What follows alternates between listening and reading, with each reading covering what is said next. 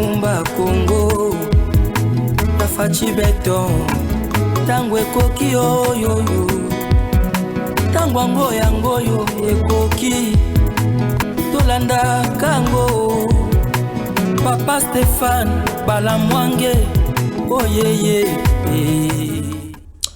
Bien, merci, bonsoir, bonjour, bon après-midi, bon avant-midi. Ça dépendra Nangonga Oyo.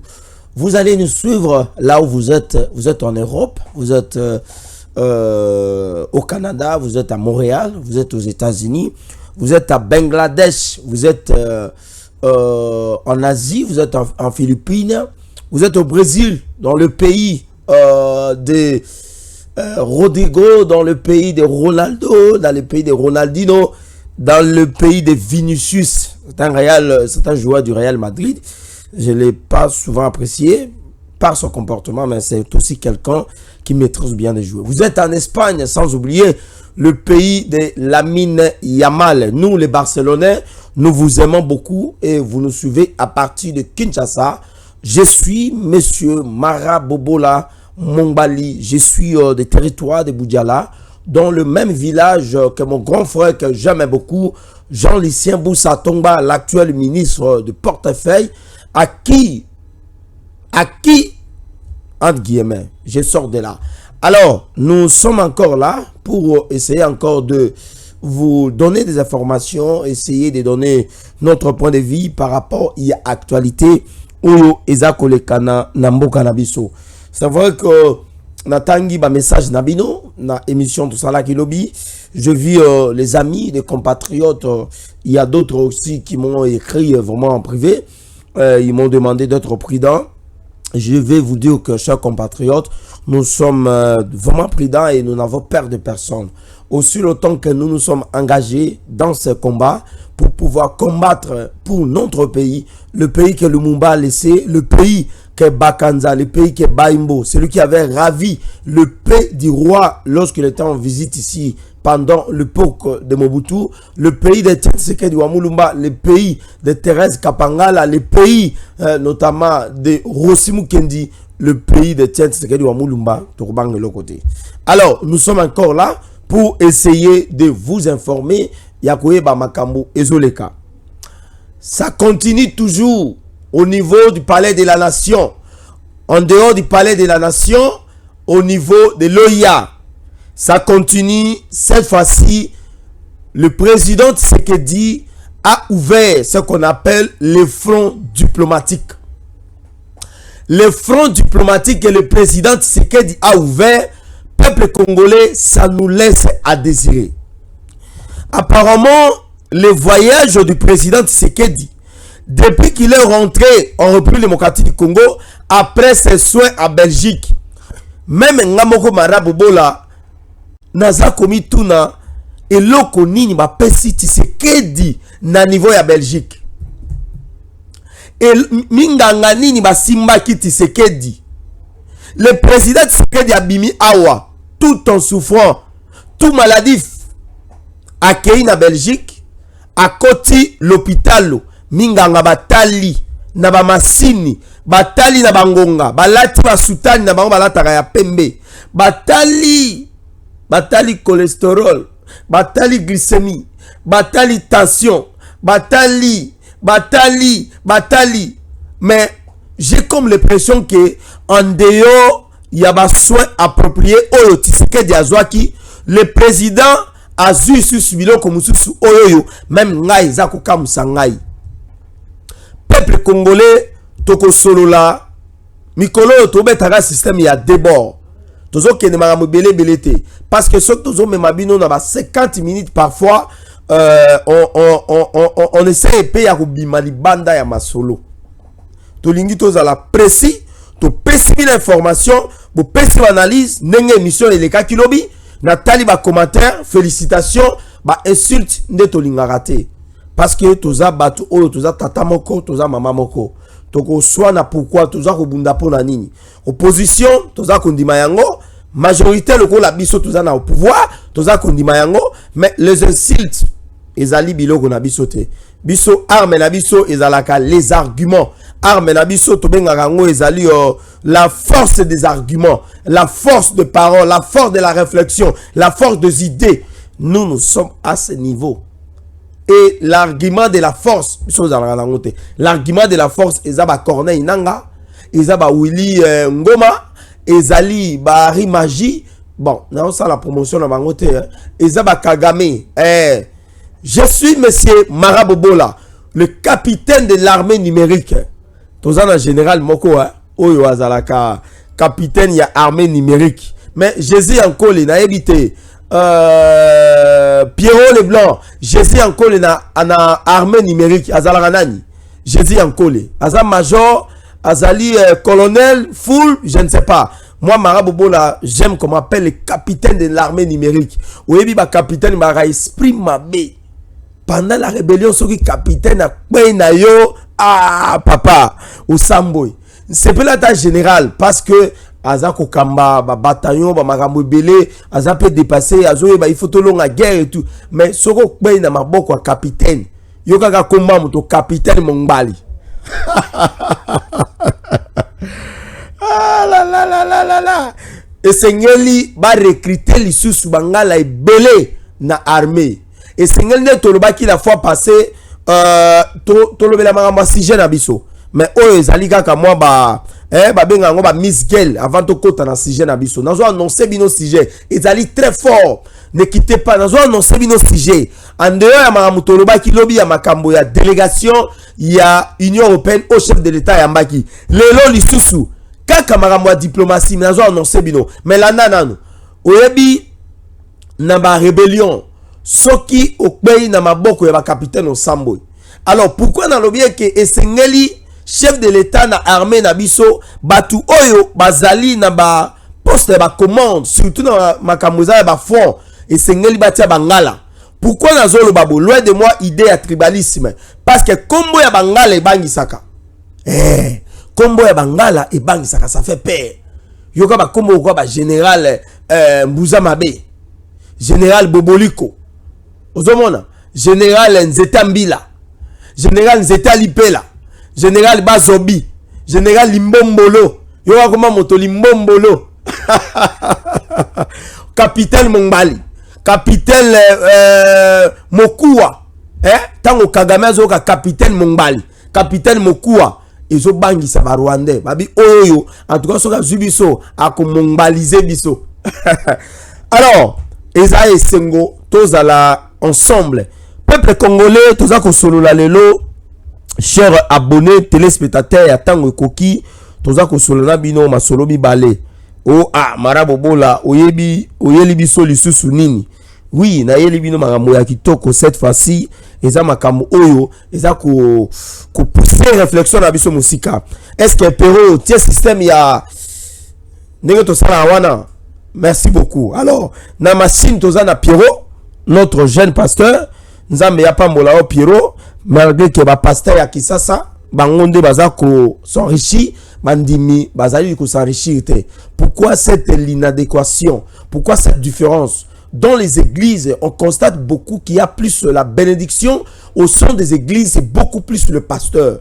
Même les hommes qui sont à côté ou aux côtés du pasteur n'ont jamais atteint le niveau de la bénédiction des hommes de Dieu. Ici, loin de moi, l'idée à quoi attaquer les hommes de Dieu. Mais nous attaquons les activalères. Au même titre que tous en politique, tous tel mélango, au même titre que nous le faisons aussi dans la religion. Parce que la religion et la politique qui sont ensemble. Après la délégation de l'Union européenne, après Ozali titre la émission Nabiso. Après la délégation de l'Union européenne auprès du président Félix Antoine Tshisekedi Tshilombo, la Russie et la Chine sont annoncées dans le jour à venir au niveau de l'organisation de l'Union africaine au Palais de la Nation auprès du président Tshisekedi. Peuple congolais, Makambo Baluki. Lobby chef de l'État Ayamba Kibongo délégation ya Union européenne. Accompagné à la tête de 3 délégations yaba ambassadeurs. Le président Tshisekedi ayambi bango ba sololi. Na kati ya masolo na biso, na nutozi ba comment on appelle ça? retomber, il y a ba discussion na bango te. Mais ba fruit oyo tozui eza que le président Tshisekedi atikali inerte. Le président Tshisekedi atikali statico. Ça veut dire que azali défensif. Il y a ba intérêt à peuple congolais. Le président Tshisekedi a lobby a ko bouger te par rapport à la position na Kabila. Kabila a préparé une insurrection. Il y a lobby non, mais nous ne pouvons pas accepter ça. Vous êtes des ambassadeurs, nous acceptons. Vous êtes des ambassadeurs, les représentants, notamment les délégations de l'Union européenne. Vous êtes venus dans notre pays. Mais elo konini Tshisekedi ayebisaki bango. Nakobima na bango. Les ambassadeurs ont tapé ce qu'on appelle la table. Tel est le fundo. Le fundo est motomondele. Le fundo est un étranger occidental. Comment on appelle ça? Des occidentaux. Le fundo ya mindele. Bayeko beta mesa. Likolo ya table. Ba beti mesa. Ya Félix Tshisekedi. Ah. Mais comment? Batu bako uta. Libanda mboka bazui avion bazui pepo bakiti na njili Tshisekedi atindi mutu akenda ya mabango un représentant ministre des affaires étrangères qui a yambi bango baye ba présenter bango basali babengaka comment on appelle ça hein Pierrot, comment on appelle ça troupe à revi ba yambi bango ba disposition sur protocolaire bazui na rana bango. Mais tellement que va proposer par la Tshisekedi que esengeli otika makelele entre yo na prédécesseur na yo. Ba yebisi Tshisekedi que Kabila azali na intérêt mingi na mboka na bino. Et kozala malamu te Kabila akende exil. C'est ce que les occidentaux, cette délégation Yamindele oyo ba yeko yebisa Tshisekedi. Est-ce que vous comprenez ma kamonanza koloba? Ba yebisi Tshisekedi boy. Landa s'il vous plaît. Et kozala malamu te lelo oyo Kabila a se retrouvé na exil. Lobi na yebisa kibino Tshisekedi ayambaki batu. Le président Tshisekedi. Et d'après ba information tozui, d'après ba indiscrétion oyo biso tozui, parce que nous sommes une chaîne oyo tozana ba contact. O tozana ba câble o ba benga ka ba pesa rabiso ba information. Et le président Tshisekedi azaki na obligation ya ko boya proposition ya ba délégation o Isaya Mindele. Et ba diplomate wana ba yebisi Tshisekedi kozala malamu te Kabila se retrouvé na exil. Pamba te Kabila azali na importance mingi na mboka Congo. Kabila azali très important pour la gestion de la République démocratique du Congo. Peuple congolais toza siko komi tuna importance ya Kabila mindele ba yebi ngoka tango Kabila longo na bokonzi nde mindele ba comprendre que Kabila za important et sengeli Kabila kende exilité. D'ailleurs ba information oyo ba pesi ba lobi que depuis Tshisekedi chef de l'état a sali déclaration na Kabila renforcer sécurité na ye. Kabila koma go sala Namibie, Afrique du Sud, Kigali, Tanzanie, Zimbabwe, Namibie. Eza bamboka o ya koma kotambola. Eza bamboka o Kabila koma kotambola. Et depuis chef de l'état sali déclaration l'ancien président a renforcé le sous sécurité naie. Mais pourquoi Kabila a renforcé sécurité naie? Et là konini Kabila a bangi ke ekoiko koma oyo soki atikika sécurité naie. Et en dehors de renforcer sécurité, bato monsieur Sabane komona ke baza clarté par rapport na ye à longol bango na sentir na ye à sécurité atie bato ya sika. Mais en dehors de cela, yango tolobeli bino que le chef de cette délégation, Mabisi Tshisekedi, et Singelo Tika Kabila, a kende l'exilté, a zonga parce qu'il est important pour la gestion ya mboka. Kabila géré mboka pendant 18 ans. L'Union européenne, ba yeko bebana. Bayebisa bango baza ba personne non gratant sur le sol congolais.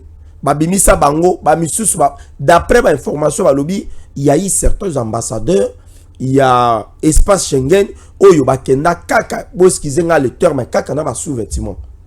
Na valise azwaka ba livre atie ba kota bango na bis ba kenda depuis 2015 tango Tshisekedi azongi nda ko fungola Schengen ba ambassadeur wana bazonga mais lelo oyo les ambassadeurs ba bosani bolam oyo Tshisekedi asaleli bango ba ye ko senga la Tshisekedi esengeli Kabila azonga donc peuple congolais mikolo za koya soki bomoni Kabila azongi na mboka boti atembete pona nini Kabila azali important pona ba occidentaux et balobi que Kabila akoki ko zonga na mboka na biso soki akei exil ko za malamu te donc idée oyo Kabila za nango ya nini ya exil les occidentaux balingi yango te bamoni ke ekozala malamu te pona bango eloko nini baza ko préparer peuple congolais eloko nini les occidentaux baza ko préparer na Kabila à renforcer sécurité na ye et puis bamboka o Kabila za ko kende ezaka Kigali na Rwanda ezakaka na Namibie, na Afrique du Sud et pas na Cyril Ramaphosa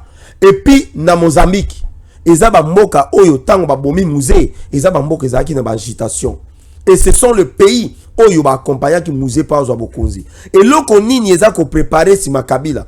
Lelo oyo tomoni M23 ndenga za ko tombuka. AFC à Corneille nanga. Le président Tshisekedi a lobby que l'AFC c'est Kabila. Mais le oyo Kabila a renforcé sécurité. Azongeli diplomatie na ye ya kokende na bamboka wana. Est-ce que Kabila za ko préparer ko zonga lisu na bokonzi? Insurrection Kabila ndenge chef de l'état lobaki ezali nini? Peuple congolais to koti siko na mokonza na biso ndenge baloba na lingala bakanza. Après la délégation au ezali à Union européenne, on nous annonce encore que dans les prochains jours Toko Yamba nazolo ba toko parce que yoza congolais ngape naza congolais biso yonso ba congolaise ça veut dire que nous allons encore accueillir d'autres délégations oyoyo ezali comment on appelle ça il y a ambassade il y a Russie na ambassade il y a Chine qui sont annoncés sur notre territoire les territoires de Félix Antoine Tshisekedi Tshilombo, les territoires de Marabobola, les territoires de Stéphane Balamwanye, les territoires de Maître Joël Kitenge. Maître, beaucoup de soutien, place aux Ali Marabobola, à Bossaniote. Vous avez tout mon soutien. Nous sommes en politique. Un acteur politique, c'est celui qui pose des actes et celui qui assume. La trahison ne fait pas un bon ménage et pas nabiso. Vous avez tout mon soutien, Maître Joël Kitenge. Nazali capable ya routine de l'homme avocat pour basa melayo na likamoza na pas maté au bundeli parti au bundeli mboka. Alors, on annonce la délégation de l'ambassade de la Chine et aussi de la Russie dans les prochains jours, pour ne pas parler dans les prochaines heures, auprès du président Tshisekedi au niveau de l'OIA. Le président Tshisekedi va recevoir ses ambassadeurs. Cette délégation, est-ce que c'est à la demande du président Tshisekedi ou c'est à la demande seulement des ambassades de la Russie et aussi de la Chine auprès du président Tshisekedi? Mais d'après ma contact bisotozui, balobi que la Russie na Chine bazali comment que la République démocratique du Congo ezali marché moko important pour la bango en termes il y a ba commerce, en termes il y a ba faire et puis en termes il y a quoi soit o eloko ba bengi suprématie na bango na puissance na bango ba moni que les occidentaux à travers la demande il y a comment on appelle ça, il y a États-Unis, bah il y a eu comment un chef de l'État, bah c'est un chef de l'État et que et c'est Kabila qui est dans exil. Mais la Chine, aza comment on a déjà que kozunga ya Kabila na mboka na biso et kozala malamu te. Et kozala malamu te pa mani pona nini parce que les Chinois avaient signé les contrats de Sikomine peuple congolais chers compatriotes, les contrats de milliers de dollars. Oyo mbongo ezala qui volatilisé. Ba signa contrat entre autres batonga banzela, batonga ba mapitalo, ba réhabiliter ba école. Moi je n'ai jamais voulu attendre ce mot qu'on appelle la réhabilitation. Nous devons toujours conjuguer les verbes construire. Il faut que la République démocratique du Congo ait ce qu'on appelle l'idée, la pensée, les ambitions, le projet, la vision, notamment de faire quoi? De construire et non de réhabiliter. La réhabilitation consiste seulement d'être dans le et la Chine a comme on a malamouté et que Kabila a zonga la Congo parce que ekozala c'est comme si basala ki likopana mutu moko boye siko mutu ango adame bangola ameli bango mbongo ekozala malamouté. Alors la rentrée de Kabila dans la scène politique. La rentrée de Kabila en République démocratique du Congo et que la malamu pour la Chine pambate Chine a comme on a intérêt ou a gagné vis-à-vis et pas dans président Tshisekedi. Parce que Bobo Sanate, le contrat chinois a été revisité. Et en termes de la revisitation de ce contrat, la République démocratique du Congo, ensemble avec la Chine, on ce qu'on appelle les marchés gagnant-gagnant. Ça veut dire que nous sommes dans une coopération où les alliés partiels, coopération où les alliés clairs, où les alliés nets. La Chine a gagné ou a gagné. La République démocratique du Congo gagne aussi ce qu'elle est en train de gagner. Nous avons besoin de routes, nous avons besoin des écoles, nous avons besoin des hôpitaux, nous avons besoin de voir nos entrepreneurs. Nous avons besoin de voir également nos entrepreneurs. Oyoyo, Bazali, la République démocratique du Congo, Bakoma Banani, Bakoma ba millionnaire. Et ici, Tolingi, Tomona, Bamama Lokola, Bamama Fallon Mouba. Ce sont des femmes qui sont engagées dans les affaires en République démocratique du Congo. Et nous voulons que ces femmes-là aussi deviennent aussi des millionnaires comme le président Tshisekedi. Il avait dit qu'il a l'ambition de créer une classe moyenne, une classe de millionnaires.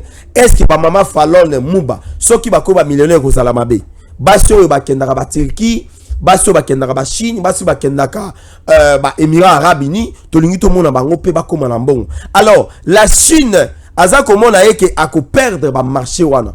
Et en perdant ce marché, la Chine risque de perdre aussi sa puissance économique sur le plan mondial. Et quelle est alors la part de la Russie?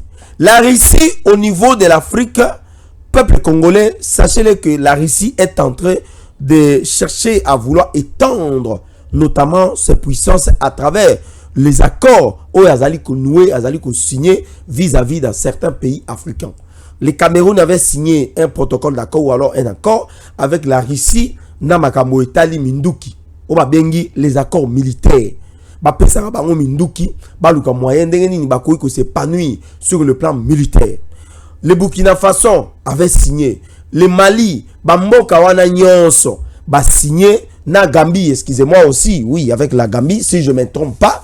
Si mais je ne me trompe pas, ils ont signé ces protocoles d'accord. Et aujourd'hui, le Mali, le Burkina Faso, ce sont des pays où Bazali ko faire face na ancienne colonie française. Bazali ko luka moyen ya quoi soit une nouvelle heure de la politique militaire, politique économique, de voir aussi ce pays être un pays émergent pour ne pas parler de développement, parce que le développement vient après l'émergence, comme pensent les ingénieurs en développement. Et aujourd'hui, la Russie cherche à étendre sa puissance militaire au niveau de l'Afrique subsaharienne. En dehors, il y a Kozana Mali, na Burkina Faso, la Russie pense aussi que la République démocratique du Congo et Kozala Eloko ya Malamu pour na koluka koya ko vendre sa puissance militaire nae. Mais lorsque la Russie a koluka ko vendre sa puissance militaire, que va perdre l'Union européenne, les États-Unis et d'autres alliés naturels et traditionnels de la République démocratique du Congo? Parce que hier, le président Tshisekedi avait reçu, comme nous avons dit, une délégation de l'Union européenne.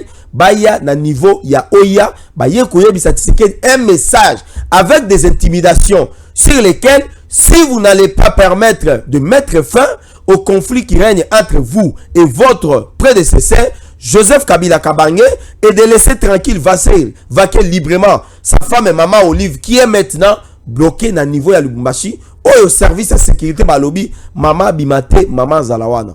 Pambate makamu maman Olive Sali na Kisasa, eza makamu oyo yonde sali ke ba force du progrès ba condamner bango à mort. Maître Joël a commis mal à l'aise, convocation ou alors plainte eza déjà déposé contre eux, ba kei ko panza siège o ezali à force du progrès oyo biso to condamna ke ko sala o ba bengi ko remplacer l'état ko sala ba antivalet dépravation de mers biso to lingi ngote, mais ezali force o ezana kata IDP inassibel qui ne peut que travailler pour l'intérêt, la protection de notre parti politique.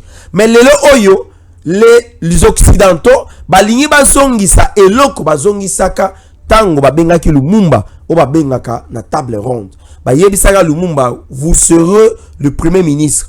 Nous allons vous donner l'indépendance. Mais sachez-le que les intérêts de la Belgique d'abord. Sans l'intérêt de la Belgique, parce que si la Belgique gagne, c'est l'Occident qui gagne. Parce que la Belgique a la lokola mwana oyo Occident tindaka.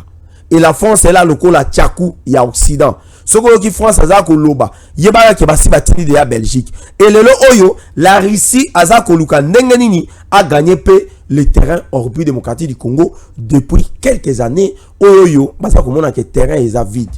Bitumba oyo ezana est. Soki tozalaki na partenariat clair, net, gagnant-gagnant avec la Russie.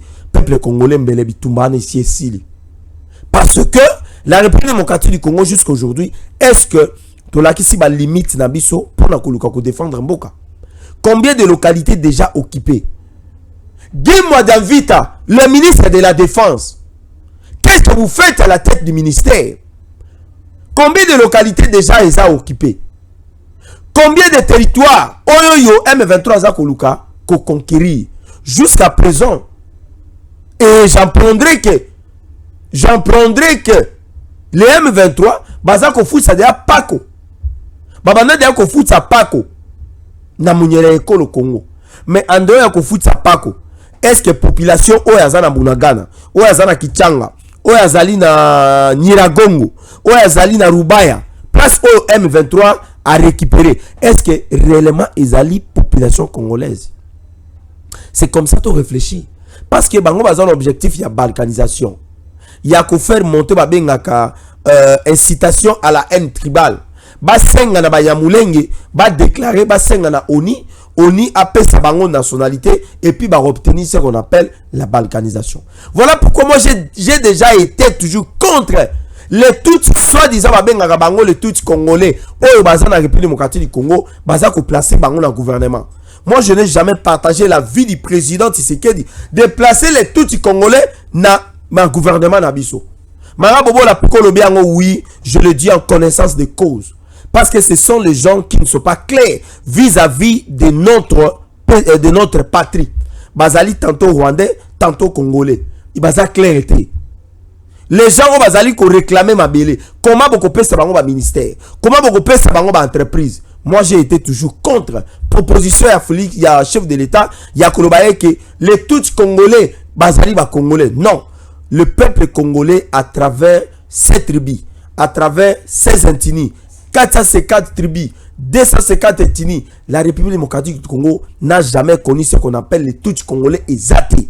Si vous allez même au niveau des archives, même en Andako ya roi Léopold D, Nababuku au roi Léopold D Atika, il n'y a pas de tribus tout congolais, il n'y a pas des ethnies tout congolais exatés. Alors le message que je peux envoyer au président de la République, chef de l'État, que, monsieur le président, sachez-le que la République démocratique du Congo n'a pas une tribu qui s'appelle Tutsi Congolais. La République démocratique du Congo n'a pas une ethnie qui s'appelle le Tutsi Congolais. La République démocratique du Congo n'a pas une tribu qu'on appelle les Banyamulenge et Zate.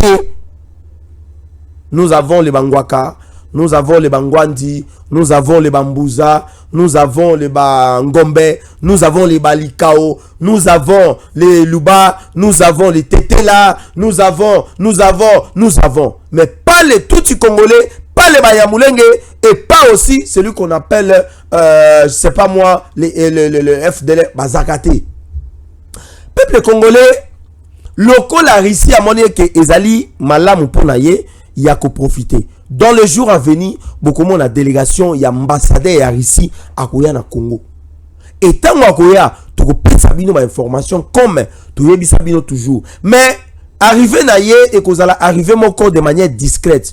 Pourquoi est-ce que vous allez discrète? Parce que les États-Unis ne voudront pas assez que la République démocratique du Congo est à la céder et pas la Russie. Parce que dans la géopolitique mondiale, les États-Unis cherchent toujours à dominer le monde. Et lorsque les États-Unis cherchent à dominer le monde, à kokende kozwa ba matière première na yoapi na Congo, à kozwa matière première ko sala ba iPad, ko sala ba téléphone, ba tablette, ba Android et consort. Et puis ya ko lukako ko accentuer, il y a ko contribuer dans la nouvelle technologie, il y a ko renforcer les sous la puissance numérique, la puissance technologique.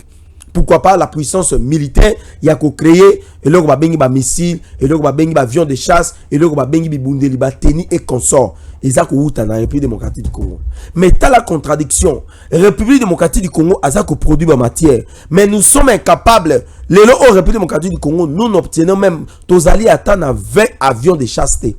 alors que na niveau na biso ma matière première toza nango o eza ko sala ba avion de chasse ba Sukhoi 25 oyo soki ebuti tango mati etiki lo pele nango bo sangwa mawa et na mituna ka ba avion wana evandi na banga ba avion na evandi musana nango eza nini incapable ya komata ba avion na po ekita likolo ya ba rebelle.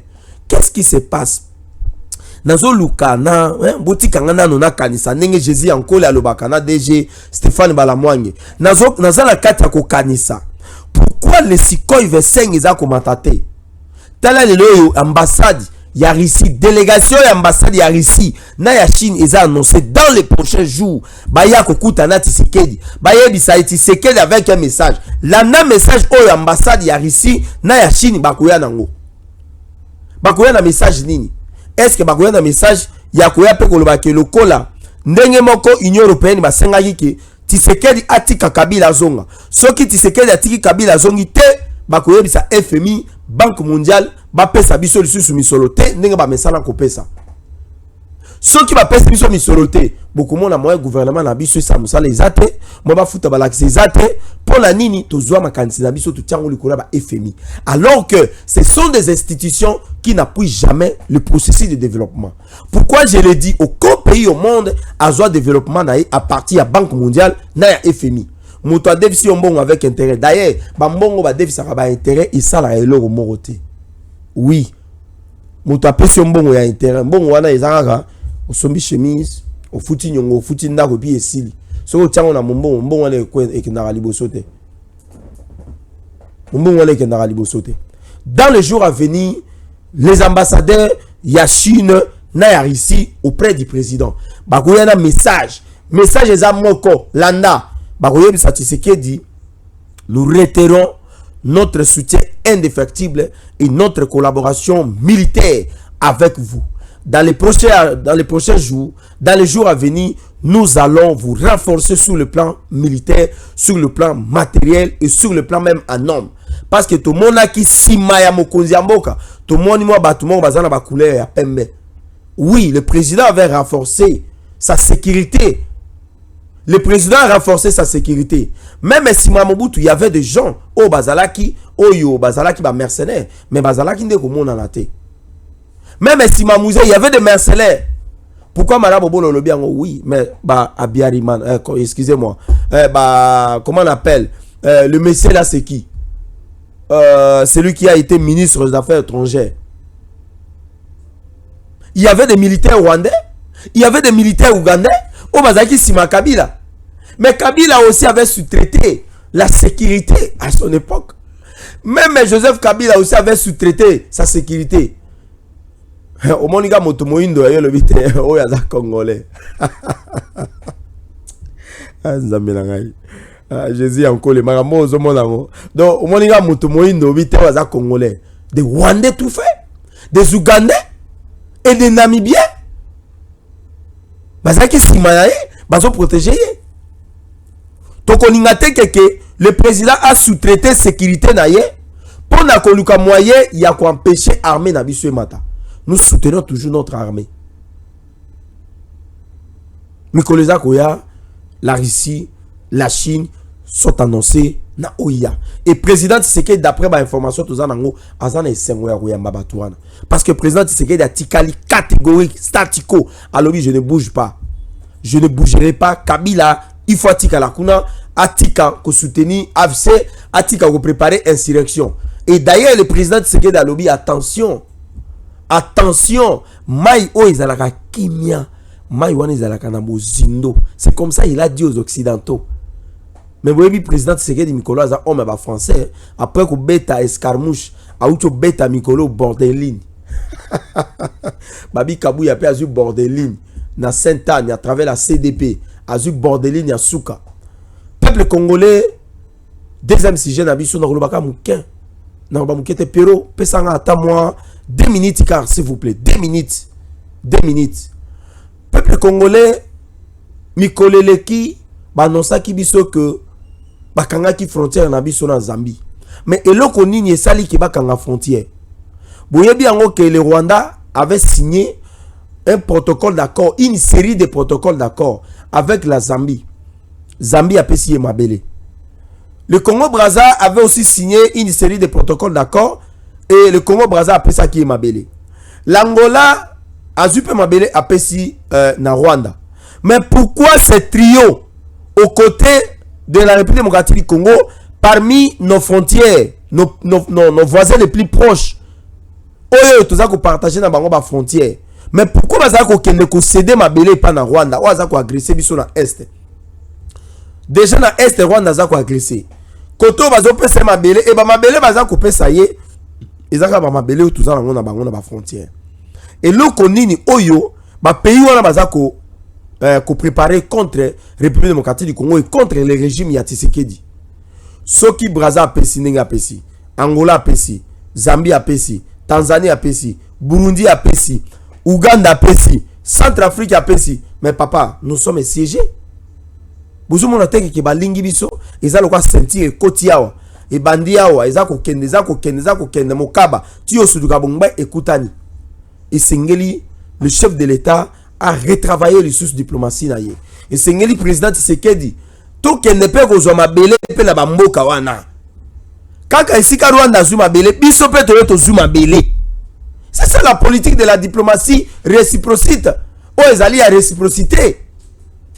Et si ka oyo Sassou appelle si Rwanda mabele, biso pe to zuma bele wana. Et si ka o Angola appelle si Rwanda mabele, biso pe to zuma bele wana. Et si ka o Zambie appelle si Rwanda mabele, biso pe to zuma bele. Bango ba osa bilanga kuna, biso pe to osa bilanga. Et bilanga wana il faut ezala ne ba militaire baza ko sala. Et puis bazo ba militaire ba uti Équateur, ne ba tinda bango na bilanga wana. Ba militaire ba uti Équateur, na ba uti Kasai. Na ba ndeko na biso ya Okatanga ba sangisi bango batindi bango kuna ba sa bilanga. Comme ça les Rwanda ba osa bilanga ba bokola bangombe biso pe pa boto osa bilanga to bokola pe ba mbisi. Comme ça totala oyo koya eya. La Zambie azali ko préparer loko ya mabe, mais nzambe zo lokumu à travers fermeture à frontière lelo oyo ba fungoli frontière mais mabe na no silité. Et ça ni loko ya mabe za ko linga ko se préparer na Zambie. Parce que Kabila azana niveau ya Namibie. Kabila azana mbongo. Mbongo azwaki na Congo. Yango eza ko sala eke Kabila asala préparer insurrection de chef de l'état lobby. Aza ko soutenir Nanga. Mais est-ce qu'il n'y a pas moyen le président Tshisekedi a sala lobby, basenga na États-Unis, basenga na SADC, basenga na Union africaine, ba meka ko suspendre nano Kabila ko sanctionner ye. Côté yo sa tie ba faire na ye, ba matela ye ba taxe pour permettre à zo pression à zo ngasima. Et ici, je pense que les Sengeli diplomatie n'a pas travailler dans ce sens où on ligne sur la politique, voilà très à non, on doit sortir de cette politique. On doit sortir de cette politique.